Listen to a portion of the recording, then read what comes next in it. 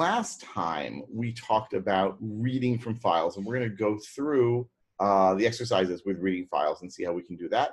And then we're going to start talking about writing to files, and we're going to see that it's a little bit more complicated, not massively more complicated, but a little more, and we're going to see some special syntax for doing that as well. And I'll even show you, I think we'll have time for me to show you like a few tricks having to do with files and how they work in Python, how people can use them as well. So I think I'm sure more people will join us over the course of the hour, but let's already fire things up. We'll also show you snazzy new things in my world. I don't mean my Python t-shirt. That's not so new. All right, so I'm sharing that. Yeah, no? You are screen sharing. But am I screen sharing the right thing? Hold on, let's try new share. Just double check. Desktop one. Yeah. Oh, I see. I need to like press the share button. All right. Well, I did that before. Okay. Well, I guess it's okay. Let's hope this is all good. Let me pop out the chat so that I can see that as well. There we go. Looks good. Oh, there we go. Look at here. Got that. Excellent. Excellent. So two exciting pieces of news in my technical world. One is I have upgraded to Python 3.8. You know, I'm just like, what, 6 months late after the rest of the Python world. It turned out to be much easier than I expected. Just need to go in a slightly different direction on my Mac, but it is great. And now I'm able to use the walrus operator and other such things. Also show you one of the cool things in 3.8 is this. So let's say I say x equals 100. I say print x equals x. It's a pretty common thing to do, especially when you're debugging. You'll use an f string and you'll say variable equals value. Well, watch what they did. Print f. I can just put this x equals. And if you have equals after a variable name in an f string, let's close it. Look at that. It prints x equals 100. Oh, and Krishnendu asks, you've already purchased my book. Will I get the updates? Yes, yes, yes. So right now, the book is available as what they call a MEEP. What do they call it? Manning early something action purchase. I don't know. I'm going to call it that because it sounds very dramatic. And so basically, it's available online only. It's also going to be available as a printed book. You know, books are these things that sometimes are printed. So they're printing in another week or two. And then the online version will get all of the updates that I've made, a whole bunch of fixes to code, improvements to explanations, all sorts of other stuff. Plus, there's going to be code you can download. Plus, there'll be videos. So anyone who's purchased it should get all those updates. Should. I mean, I'm not in charge of Manning, but should be. Okay, so that's like, you know, cool thing in 3.8. The other thing is, as you can see here, what I've discovered, and I knew this for years and years and years, but I somehow never did anything with it. So in Jupyter, normally we've got code blocks here, code cells. So, you know, so print 5 or 2 plus 3, whatever it is. But if you want, your cell can actually contain what's known as Markdown. And Markdown is like an easy way to sort of, well, mark things up, as it were. So if I go over here to the left, I press M. And now I can say, you know, this is a headline, and you know, this is some text, right? And oh boy, you know, it even has a, right? Let's even do this. We'll say a hyperlink in it, and you know, thing 1, thing 2, thing 3. Watch what happens. Oh, fancy, fancy, right? So I knew about this for years, but I never actually used it until about a week ago. And what do you know? It's great. It's really, really fantastic. You have links and everything. So I've gone wild, and you can see even with the homework here. Now I'm able to do this. Norman, I see you raised your hand. I'm not quite sure how to answer it other than just like put things in the chat. Totally, totally fine. You can just like do things there. So I'm going to split actually these cells so we can have different homework things, and we're going to go through the homework assignments, and then obviously if you have questions, repeat the syntax. Oh, sorry. Syntax for what? For Markdown. So Markdown is actually this whole thing. Oh yeah. So Markdown. Where did I just like Markdown? Markdownguide.org. I'm going to put this in the chat as well. But if you go to markdownguide.org, there's a whole like list of things you can look at that Markdown does. It's really, really straightforward and simple. The idea is how can you use plain text to actually turn it into something presentable. And I've been using Markdown for years. I've never been a huge fan of it, but boy, inside of Jupyter, it is just phenomenal. I cannot believe it took me so many years to actually do it. All right, So let's go through these exercises. So the first one is read through nums.txt and sum the numbers. So how are we going to do that? Well, let's just remember, how do I read through a file? I could read the whole file at once, generally going to be a bad idea. So instead, I'm going to read through it line by line. So I'm going to say for one line in open nums.txt, and that is in the current directory. So I don't have to worry about where it is. I hope it's in the current directory. And let's just print one line. Let's see what we've got here. And there we go. We've got the different lines there. And we see that we have lines like, and just so you realize, whenever we read a file line by line, we're going to read up to and including the next new line character. So we have the new line from one line, and then we have the new line that print adds. So I'm going to get around that a little bit by saying here end equals empty string, and that means print one line, don't add a new line after it. And so now you can see it squished together a little more. So this is good. Do we get this notebook from somewhere? Yes, yes, yes. If you want to, you go to, what I call Python for now. Here, I'm going to, first of all, it's available in the course, what do they call it, dashboard. But I've also, if you go there, every minute or two, it should refresh. So you can get the latest update version. It's auto refreshing based on what I do here. So it takes 2 minutes at most, because it's got to save from my machine and then upload to there. I'll double check that it's there. Let's just double check. All right, and if I go here to lesson 11, we see here, thinking. It's thinking a lot. All right, it's thinking a lot, but after it thinks, that it should show everything. Maybe, well, all right, I'm gonna assume that it does that. All right. So the good news is that I'm able to iterate over this file line by line and print it out, but I don't want to print it. I want to total the numbers there. So a nice, naive, quick way to do it would be to say total equals 0. Let's set up an integer total here. And I'm not going to say print one line. I'm rather going to say total plus equal int of one line. Now there's a lot there in this one line, so to speak. So let's figure out what's going on. First of all, I'm going to take the current value of one line, and I'm going to turn it into an integer. And it turns out that you can do that even if there's white space there. Int is very forgiving in that sense. So it'll remove new lines, it'll remove all sorts of stuff all over. And then it'll take that integer that it created and add it to total. And so we can even then say print something like, so far, well, let's use this new syntax, total equals. I'm gonna put in a tab there. It says so far total is 5, 15, 35, 38, 58, kaboom, blows up. We get an exception. It says value error. And it says invalid literal for int with base 10. Now, what that's really trying to say is, hey, dummy, I don't know how to turn this into an integer, right? Give me something I can work with here. And what's the problem? The problem is that an empty line, we see it as empty. We see it as just blank space, but a computer doesn't know about blank space. It just knows about a line that has only one character on it. And the one character is new line, \n. So what we have to do is make sure that we can actually do something with this line. So here's what I'm going to do. I'm going to say, for one line open nums text, I'm going to go through it. I'm going to say if one line strip is not equal to the empty string. So what am I doing there? I'm saying, let's get rid of everything that's white space on the left and the right in one line. Remove any white space on the left. And when I say white space, I don't mean the space character. I mean space character, new line, tab, character turn, vertical tab, a whole bunch of characters that we don't think about very often, but they're actually pretty important so that our computers go down one line at a time.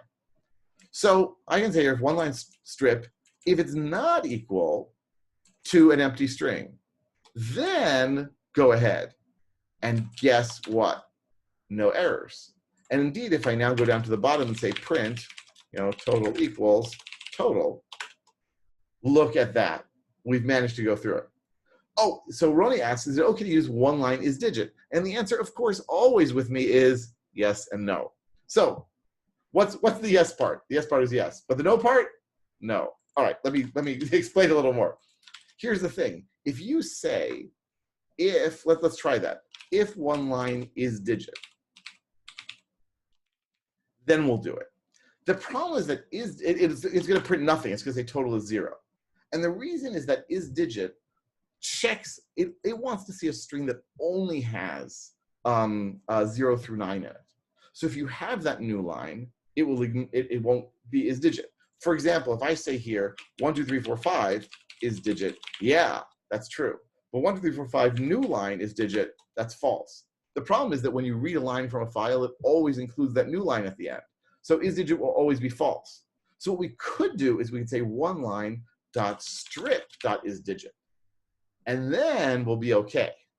Because what are we doing? We're saying, let's take one line, run the strip method on it, we get back a new string. And then that new string we pass to is digit, and we get back a true or false. And if it's true, then yeah, we'll be able to turn that into an integer. So we could totally do it this way, absolutely, but you just got to put the strip in there, otherwise, bad news. I saw someone had raised their hand. I'm not sure if you did or not. I'm sorry I didn't catch the name, but you can just ask it in the chat. Always happy to answer questions there. All right, other questions about this first exercise here? And by the way, it might seem like, oh my God, who actually goes through files and adds numbers? Accounting programs, right? Log file programs. This is a classic thing to do in Python, right? You're going to want to go through a file and find out how much money did we make from our online store today, or how many users had errors, or which users had errors, that sort of thing. Okay, next up, let's look through Linux etc password txt, and we looked at a version of that in class and print all of the usernames. So once again, I'm going to start off by just iterating over the file. I'm going to say for one line in open Linux etc password.txt. I'm just going to do a print one line. I'll even say end equals empty string here. So let's look at this file and understand it. So this file, and this is typical on all Unix systems, so Linux systems, Unix systems, and Macintoshes, even though Macs don't really use it very much. So basically, each line here represents one username in the system. And you can think of like it's one user in the system, and the colons separate the fields. And that first field is the username. Okay, fine.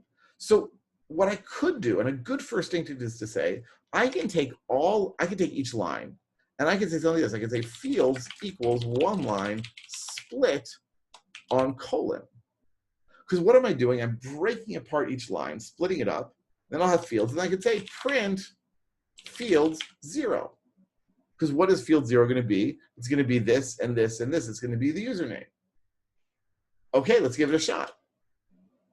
Wait a second. We've got some blank lines here, and we've got some comments here. And we've got, what the heck is going on?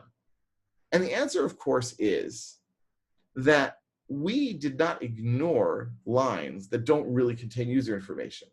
We just went straight on ahead and used all of them, similar to in nums.txt, where we included at first the line that was blank. And the lesson here is that you have to know when you read through these files, what should you ignore? Are there comments? Are there illegal lines? What's the okay syntax? So what I'm going to do is I'm going to ignore any lines that start with a hash mark, because that's a comment. I'm going to ignore any lines that only contain whitespace. So I'm going to say here, if one line 0, actually I'm going to show you there's a great method called starts with. I don't know if I showed that to you before. Starts with hash mark, continue. And what does continue mean? Continue means go back to the for loop and start the next iteration. And I can also say if one line starts with new line. And that seems weird, right? Like if it starts with new line, that means as soon as it began, it ended. Well, that's a blank line. Continue. And this is really typical in working with files. I'm going to read through the file. I'm going to get rid of the lines that are not valid or that are not good. And then I can finally do what I want. So when we hit this print statement, we know that we don't have a blank line, and we know that we don't have a comment line. And ta-da, I have, wait a second, something's wrong there. Oh, because I didn't actually assign fields again. Whoops. So now we say fields equals one line split on colon. There we go. Phew, much better, much better. Will this catch lines? Mal asks, will this catch lines with indented comments? The answer is no. What a fantastic question. No. So in such a case, you might need to be sneaky. And you might need to, first of all, you can just say, well, comments must start in column 0 in the first column there. Another thing you could do is say, well, what if I say if one line L strip, and L strip means I'm going to get rid of all the white space on the left side. So now you have to be careful, because maybe, just maybe, like think of a Python program. If you have a hash mark later on, that's still a comment. That's okay. So you have to be kind of careful, like, is this according to the syntax or not? But this would definitely do it. This would catch it if we have the else strip there. I'm going to keep this in a comment here so you can actually, ironically, so you can see this later on if you want to follow the notebook. But I'm going to get rid of it for the actual thing. Not that it matters that much, but it's good. All right, so and here we have all of our usernames. And if you're thinking, wow, this makes it really easy to go through a file and extract information from it, you're right. This is why so many people are starting to use Python instead of, say, Bash and PowerShell and other things to go through text files, because it makes it so easy and straightforward. Okay? Other questions maybe that people might have before we go on to the next one?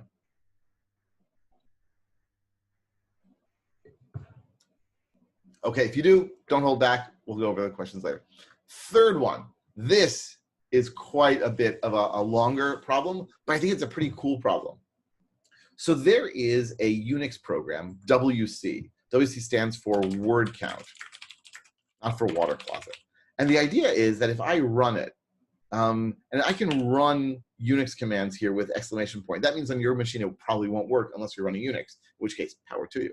But if I run here WC on WC file txt, what this means is, hey, run it as if this were the Unix shell. And what do I get? Oh, it doesn't have WC file txt. Hold on, let me just put that in the right place.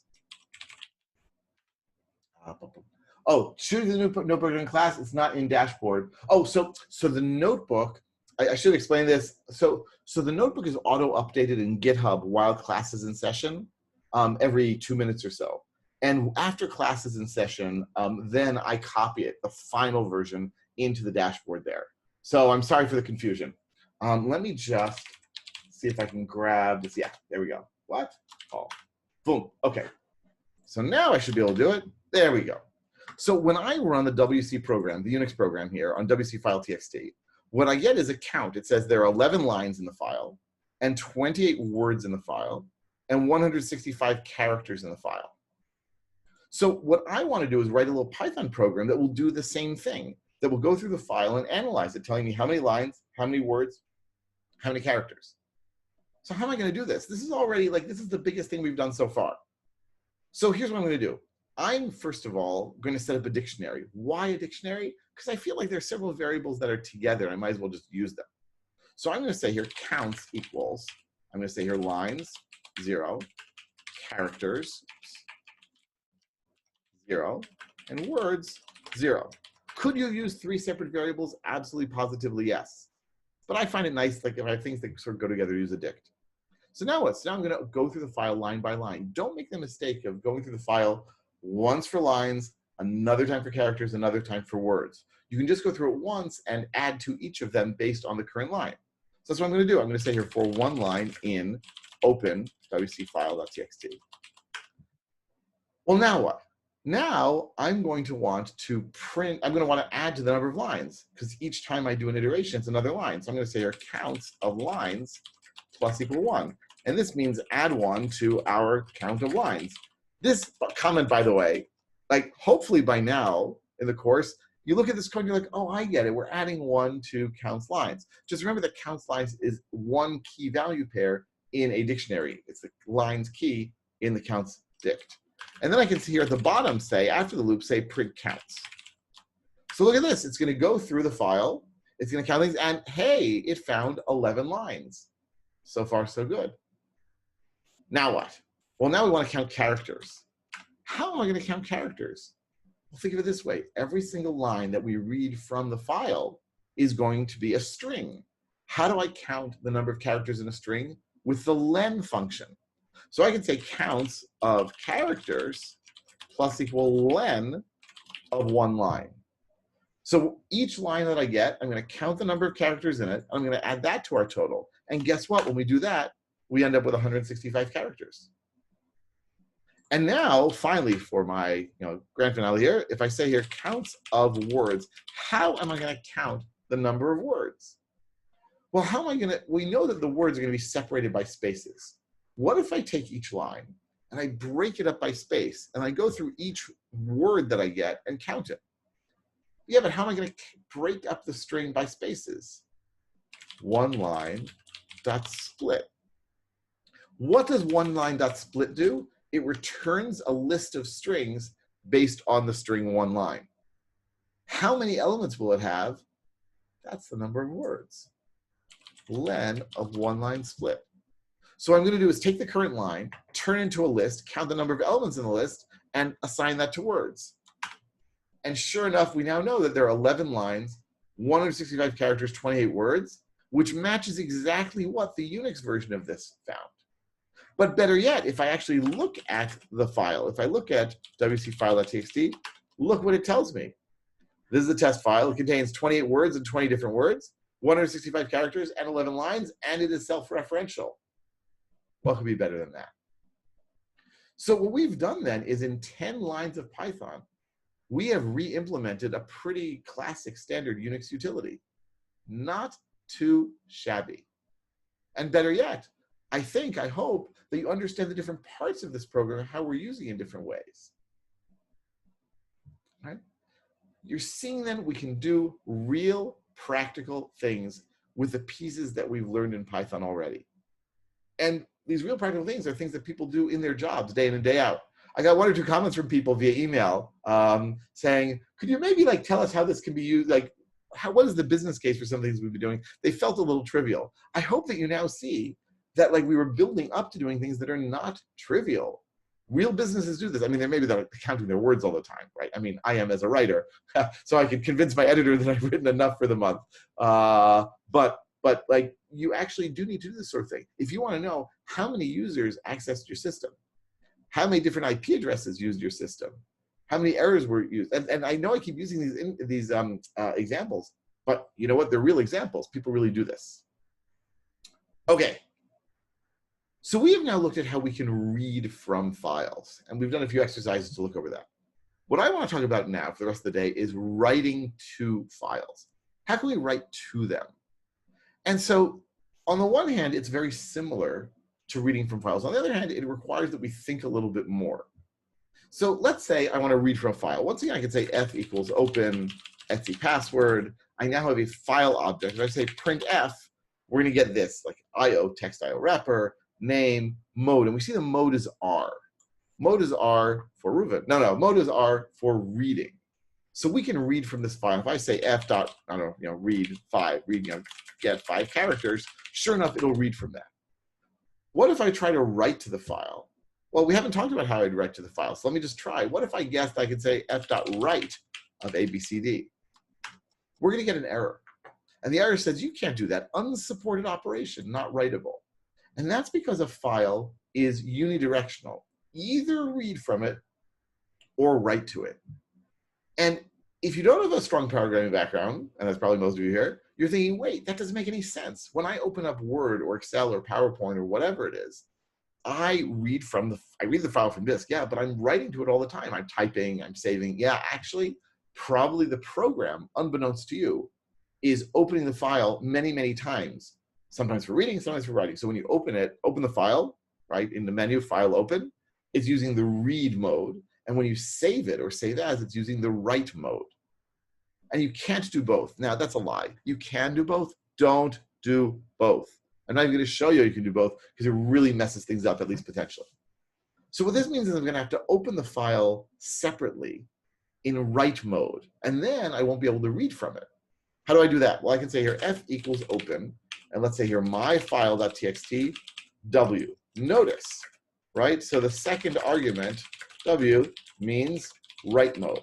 Now, it's very important you understand that when you do this, one of two things might happen, right?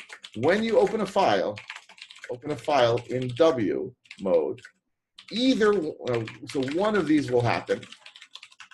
Either one, the file is open for writing and all previous contents are erased. Very, very important. So if you succeed in opening the file for writing, you will not have any previous data. It's as if the file starts anew. What if that doesn't happen? What if the file is not open for writing and all previous contents are erased? You get an exception, an error, that you cannot open the file for writing. So if this succeeds, then my file.txt will exist on disk, and I can write to it. And sure enough, if I say, hey, F, what are you? It says, oh, I am a file object. I'm connected to my file.txt, and I'm in write mode. And what if I just decide to have some fun and say f.read 5? Can I read 5 characters from it? It'll say, no way. Unsupported operation. This is a write-only file. So now that I've got this write-only file, how do I write to it? Well, we saw before. There is a write method, and I can hand that a string. So I can say f.write of ABCD, new line. And that's important also. F.write, the write method does not automatically add new line. And you might say, why? Like print adds new line. Why would write not add new line? Well, think of it. Print is aimed at users on the screen. Like we're going to print things out for them. But write, do you really want the method to assume that you always want to add a new line? I don't know about that. Sometimes you want to add a few characters, then a few more characters, and a few more characters. So in order not to guess, f.write does not guess. It will not add a new line if you don't tell it to. So here I say f.write of ABCD. And you see we get 5 back. And 5 means it wrote 5 characters. 5 characters, yeah. A, B, C, D, new line. Let's write some more. F.write of EFGHIJ, new line. Oh, we're really going wild now with 7 characters, yeah? F.write of HI, G, A, G, H, I, J, K, L, M, N, O, P, Q, R, S, new line. Fantastic. We've now written to the file 3 times. Let's look at the file on disk. So I'm going to bring over my Unix shell here, and we'll take a look at it. Did we actually manage to create the file? So let's take a look. ls start.txt. Yeah, we have my file.txt, and its contents are nothing. Yeah, it's 0 bytes according to Unix. But I wrote to it. I wrote 5 bytes, then 7 bytes, and 10 bytes, or characters. What's wrong?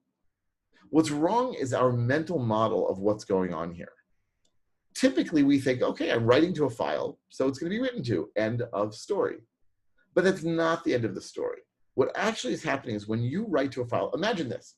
Your computer is 1,000 times, 100,000 times faster than its disks. Certainly if it's an old style hard disk, less so if it's a new style like SSD, but like regardless, your computer is going to be faster. So imagine if every single time we wanted to write to disk, the computer needed to wait for the disk. Your computer would effectively be 1,000 times slower or more, because every time we want to write, it would wait around for the disk to sort of be ready. So years ago, computer scientists and engineers realized this is a bad way of doing it.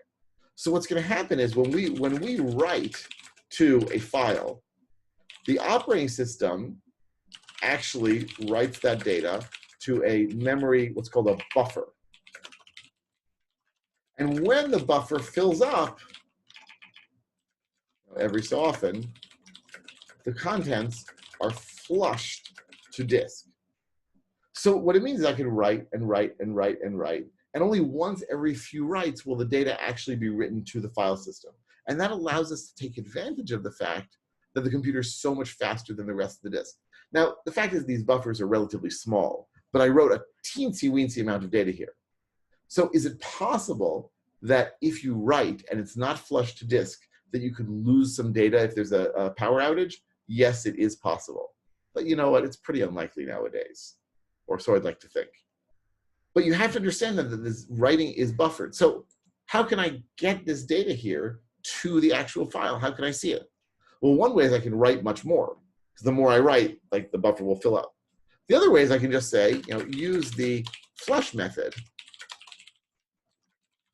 to force a flush. So if I say here f.flush, now if I look at the contents of the file, here, let's take a look at it. Look at that, all of our stuff has been written. But you know what? You should not be using flush. Because if you do this, you're basically saying, I know better than the operating system. I have a better sense of what resources are being managed on my system, and I want to do it now. By the way, there are times when you do want to flush. If you're writing a log file, if you're writing to a database, you want to make sure the data was really written. You don't want to be in this weirdo limbo, I don't know if it was written or not. Another way you can do it, right? Another way, oops, force data to be flushed is to close the file. When the file is closed, it's automatically flushed. So if I now say, here, let's just add a little bit more here. I'll write a little bit more. So if I now say, let's do like, some pluses here, right? And I'll add some minuses here. So once again, this data is not going to be there in the file yet. So if I now do a cat of my file.txt, sure enough, that's not there. But now I'm going to close the file. I'm going to say f.close. What this means is flush and close. And the good news is that now if I check my file.txt, yeah, everything is there. The bad news is if I now try to say f.write of it's going to say you can't do that. The file was closed. I say all I want to do is flush, and Python says all you want to do is flush. You should have flushed. You closed the file. You said I am not interested in working with this file anymore. And what happens if I open it for writing? Well, then I've zeroed out everything in there. So you have to be a little strategic about what you're writing and when you're writing. But it also seems kind of weird that something that is so common in Python to want to write, to want to flush, to want to close, that we have to go through all these somersaults to get to work. And so it's very common to use the with keyword. And here's how it looks. I'm going to say here with open my file.txt. I'm going to overwrite what I had there before as f. F write a b b b. F write b b b b. F write b. Okay. So here's the thing. I'm doing exactly what I did before in that I'm opening the file for writing. I'm assigning it to a variable f. So it's like saying f equals open my file.txt. But then I've got this with here and a colon, and this is all indented. So what's going to happen then? Well, watch this. I can say, hey, F, what are you? And it says, oh, I'm for writing to my file.txt. So far, so good. And I say, hey, what's the contents of my file.txt? Look at that. It wrote everything. And if I say, hey, F, let's write some more. Sorry, can't do that. It's closed. So what happened here? The with keyword basically ensures that at the end of the with block, the file is flushed and closed. And so by using with, you guarantee that the file is closed, and you know when it happens. It becomes deterministic and predictable. You don't have to worry about, I wonder when and if it's ever going to be closed. And I wonder when and if some of that data is going to be written to disk. So now the with keyword actually has other functions in Python too, but we're not going to talk about them. It's used in similarly, but with other kinds of objects. But I would guess 98% of the uses of with are with files and to ensure that they are indeed flushed and closed. And so basically, if you want to write to a file, you say with, and you don't have to. You could say flush. You still could say close like I did before. But it's pretty typical, pretty standard to say with open for writing as F. You do all of your writes in here. And of course, you can indent and indent and indent. So you can have with on the outside of all sorts of stuff. And then inside of that have all sorts of pieces of your program, checking, reading, writing, and whatnot. But the point is that the with block, when it exits, it automatically both flushes and closes the file. So what if you want to reopen the file later on? Well, it turns out, and for writing, I lied to you a little bit. I said that W always eradicates the file, and that is true. That's not a lie. But there's a third mode called A for append, and that just adds to the file. So if you want to use a bunch of with blocks to write to the same file, you can open it with A, and then it'll start at the end, appending to it. And that's like for log files and things, where you want to just keep adding and adding and adding. All right. Questions or comments about any of this so far?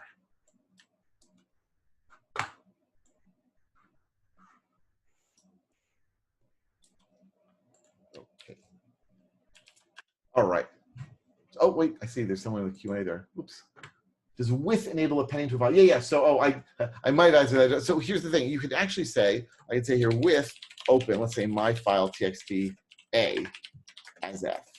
I'm going to say f.write of even more, and f.write of more. And so now, if I say, hey, is F closed, right? Is it closed? it'll say true.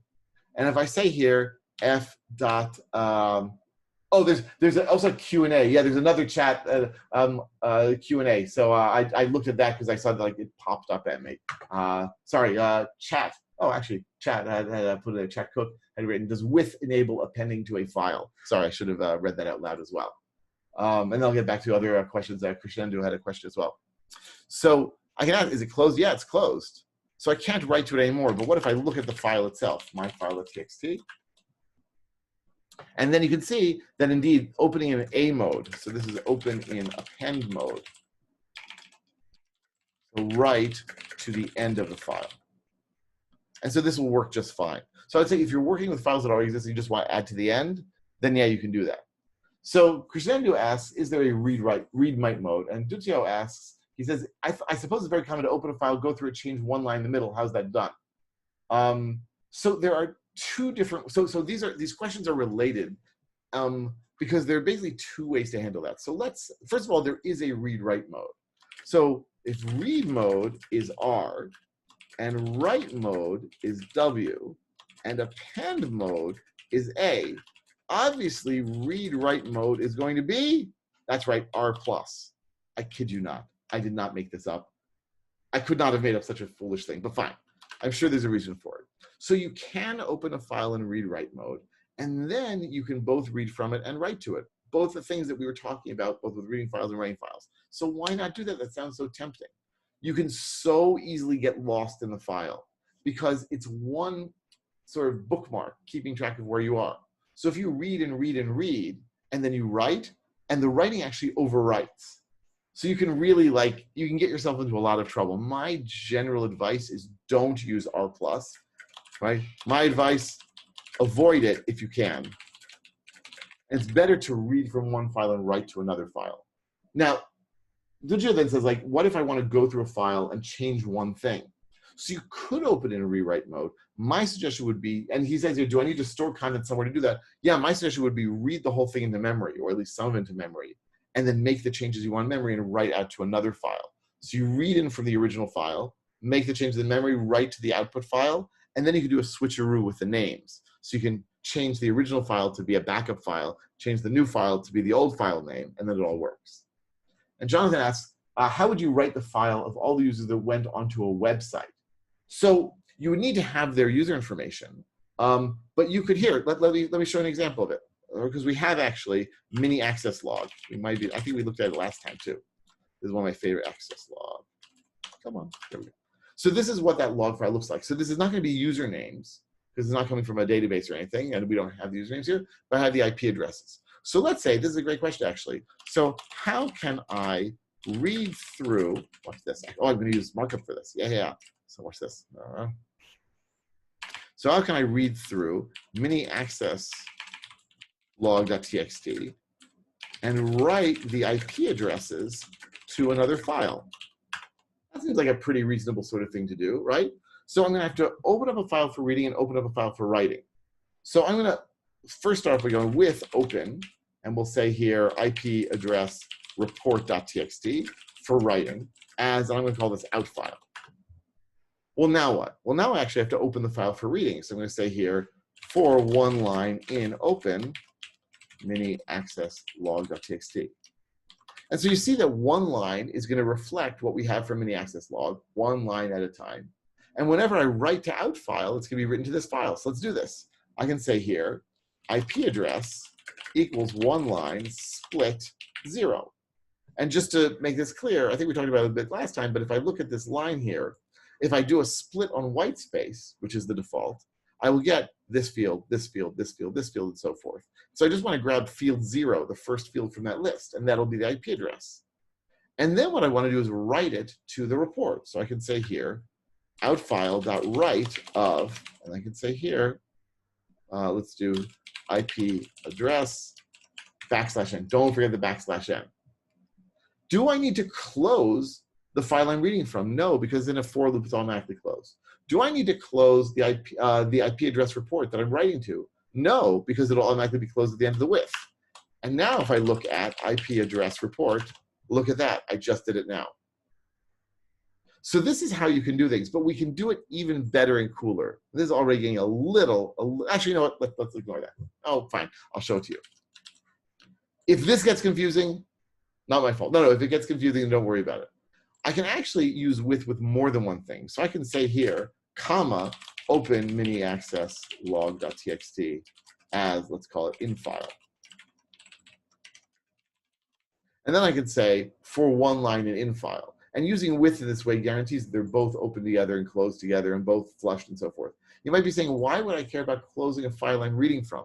Why would I care about flushing a file I'm reading from? And the answer is, I don't.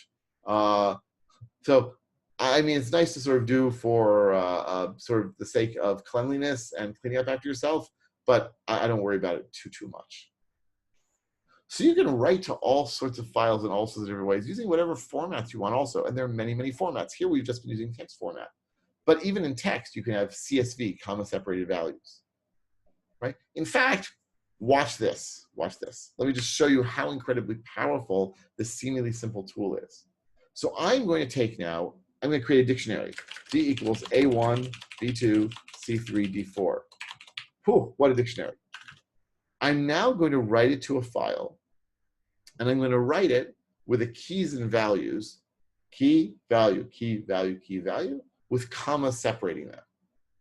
And moreover, I'm going to write them to a file that has the CSV extension suffix. So I'm going to say here with open, let's call it mydic.csv for writing as out file.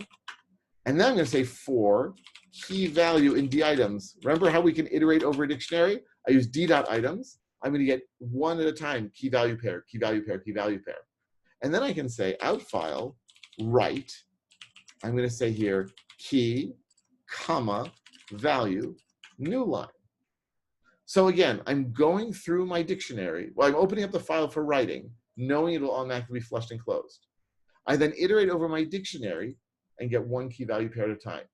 And then I take that key value pair and write it to the file. File's flushed and closed. If we look now, mydic.csv looks like this. Watch this. I'm going to now open it on my computer. What opens CSV files? That's right, Excel. Bam. I've basically created something that Excel can read from. Ta-da! Isn't that pretty cool? I think it's pretty cool.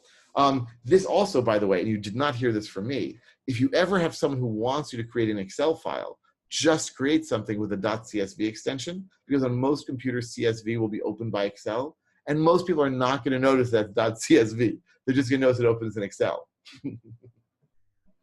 Yeah, I fooled many clients this way. If you're one of my clients out there, I did not fool you. It was the other people, I should add, by the way, that CSV is actually a complicated, semi-complicated format. So this is like a really, really, really simple-minded version of CSV, but it's good enough for many purposes. And you should just know that Python actually comes with a CSV module that allows you to do this sort of thing. So you can do it. And Pandas, which I think I mentioned in the past, which does all sorts of data analysis, it has really powerful inputs and outputs from CSV, and also Excel for that matter. All right. Is the in files read only? Yeah, that's a good question, Raymond. So, so I did not explicitly say that I was opening this. If you don't say, then open assumes you want to read from a file. And the reason is basically that we're usually going to read, we're going to read from files much more often than we're going to write to them. And so just like that's the thing.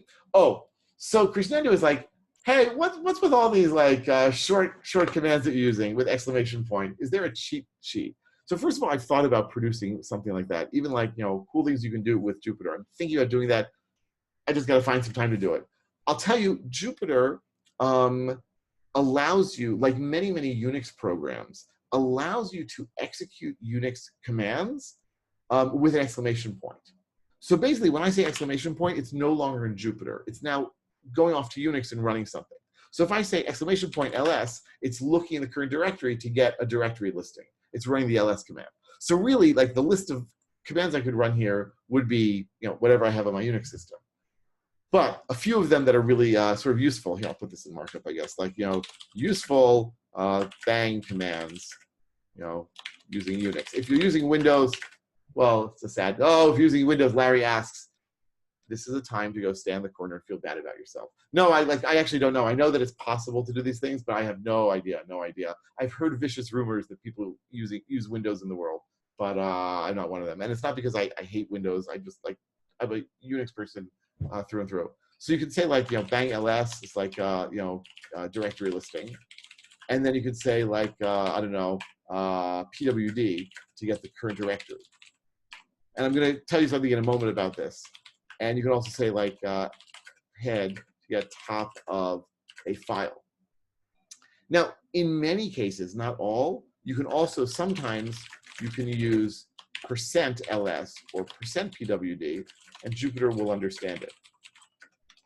And I say perhaps sometimes because I think it always works, but I've been proven wrong on a few occasions with some of these what are called magic commands in Jupyter. Now, open is special. It uses the max open command, which opens a file in its appropriate application. And this is something I use all the time. So I'm like in the command window in the Mac, like I'm in my terminal. Here, I'll just bring this over here in my terminal. And if I say here, for example, so if I say like open mydict.csv, bam, it'll just open Excel. I probably use this like 10 times a day because I'm always in the shell. If you're not a command line kind of person, that's okay. But knowing these command line things can really be useful, especially in the Jupyter context. All right. And someone actually told me, someone emailed me, put in the forum, I can't remember what or who, that they were using Windows and they were a little confused by my use of these things. I'm sorry, I really am. I don't mean to make fun of people, but like I'm just so used to using these things, and I actually it's like I find it to be very, very useful. What can I say? Tell you what, let me give you a little bit of I know I always try to give like a short exercise, even if like you can't do it here, to sort of think about it a little bit. And let's try this then. Here's what I want you to do. So if we look at actually nums.txt, all right? So here's what I want you to do. Oh, so works in Windows without the bang. Fantastic, fantastic. So you saved a character. Terrific. So here's the thing. You see the file here, nums.txt, and we looked at it before, and we did it before. And each line has a different number in it. What I'd like you to do is, right, so this is like a, exercise. And I'll go over this in just like 2-3 minutes, right? So this is selective number writing. So what I want you to do is ask the user to enter a number, and then and then read from nums.txt and write each number, right, and ignore blank lines. And then what we want to do is write the number or the line from nums.txt to selected nums.txt only if the number is greater than or equal to the number that the user gave. So if the user says, enters, let's say 10, then we'll write all of the contents of nums.txt except for 5 and 3. And if the user enters 20, we'll write all of the contents, I guess it would be the same, of nums.txt except for 5, 10, and 3. All right, so I'm gonna give you 2-3 minutes to like think about how you would do this. I doubt you'll be able to do it in this time. And then we'll go over it together, and I'll show you one last thing that's kind of cool about files, that it sort of extends the understanding of how it works. Right, if you have more questions, feel free to put them in the chat. I'll be quiet, I'll go mute my mic and drink a little bit for the next 2-3 minutes, and then we will go over this together.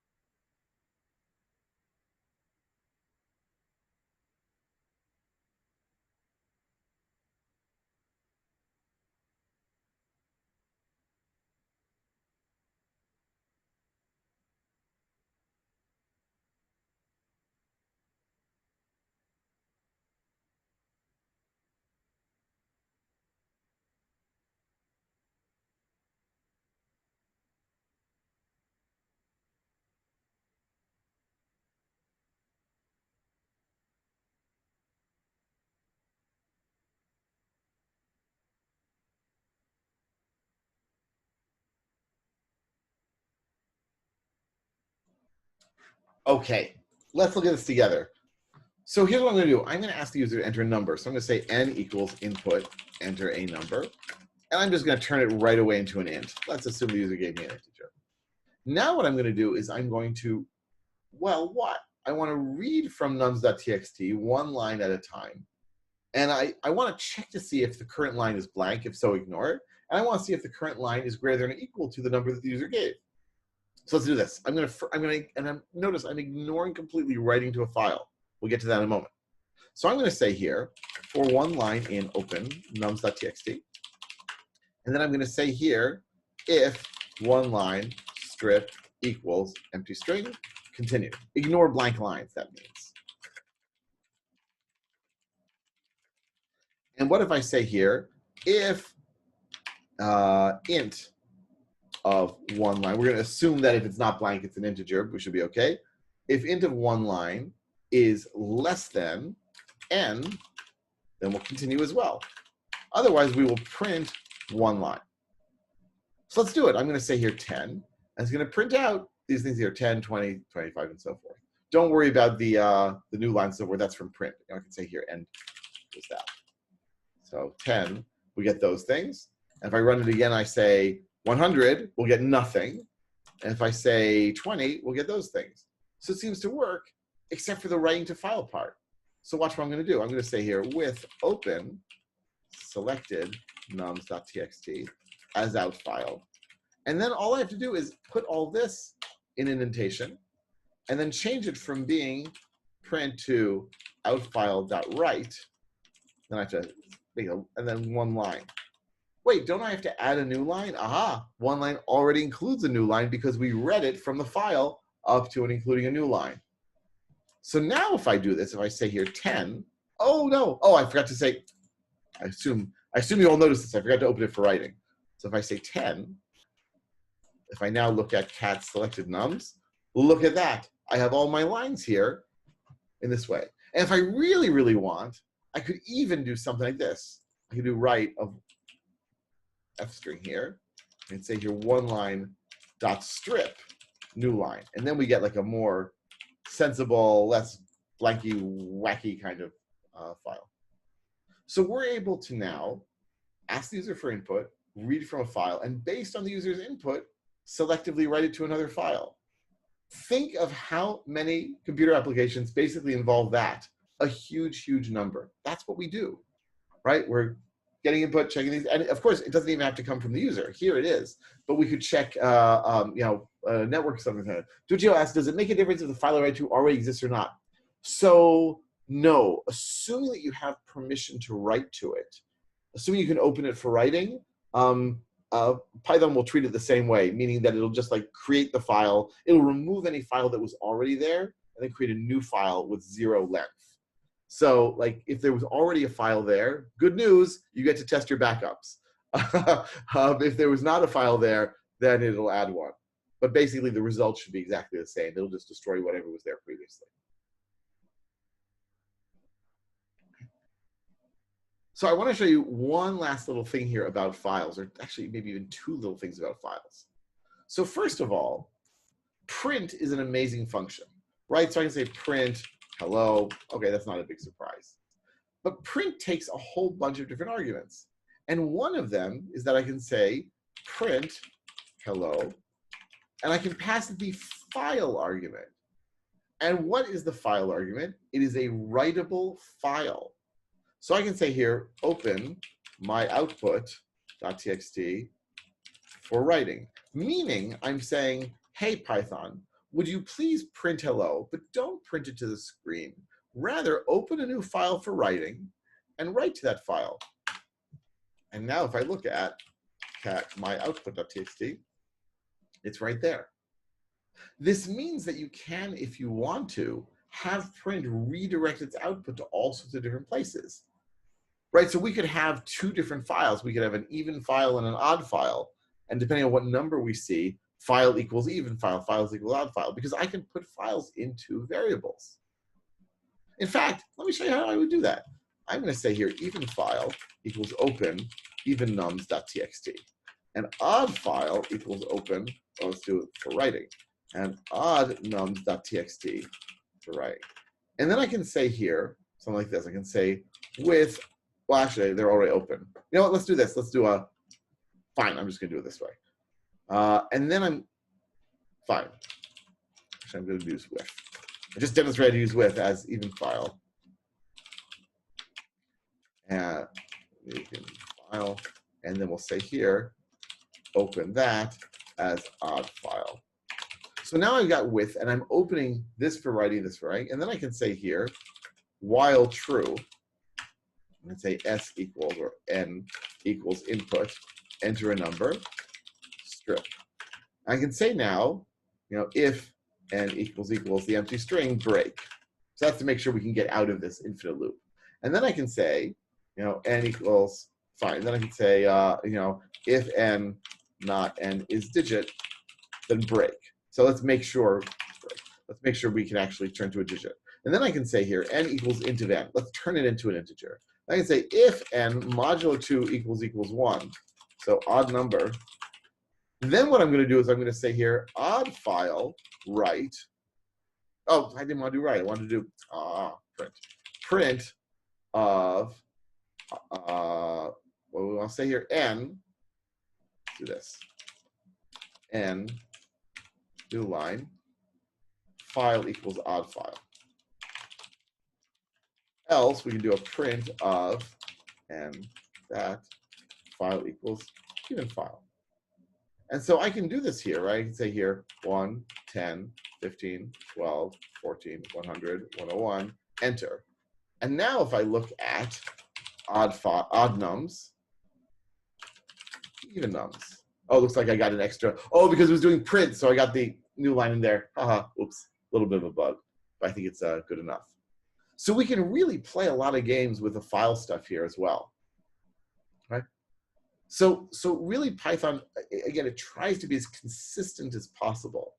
And so files are objects. Files are a type, a thing we can work with, just like integers and strings and everything. They have influence on the outside world, which is their power. But once you understand that, oh, I can pass a dictionary around, I can also pass an integer around, oh, I can also pass a file around, then it's not so weird to pass files to print and then have print things out. Questions, comments, thoughts about any of this?